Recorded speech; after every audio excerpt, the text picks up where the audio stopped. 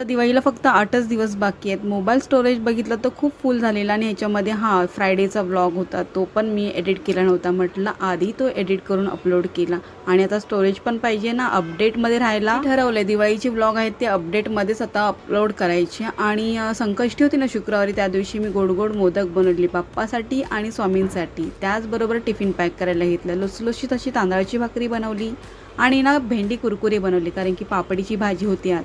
स्वर काही खाणार नाही म्हणून त्याच्यासाठी मी कुरकुरे भेंडी बनवली. त्याबरोबर फक्त मूग डाळीचं वरण आहे, भात आहे, फ्रूट आहे आणि मोदक. 2 रविवार असेच मस्तपैकी साफसफाईमध्ये गेले, अगदी डीप क्लिनिंगमध्ये. आणि आता फराळाची सुरुवात करायची. ट्रेनमध्ये तर तीच चर्चा चालू असते, आम्ही असं बनवतो, मी तसं बनवतो, खूप मजा येते. तर टिफिन वगैरे पॅक करून मी निघाले माझ्या रेग्युलरप्रमाणे ऑफिसला. आणि आता संध्याकाळी आल्यानंतर फराळाची पण सुरुवात करायची आजपासून. चला मग भेटूया नेक्स्ट व्लॉगमध्ये. तोपर्यंत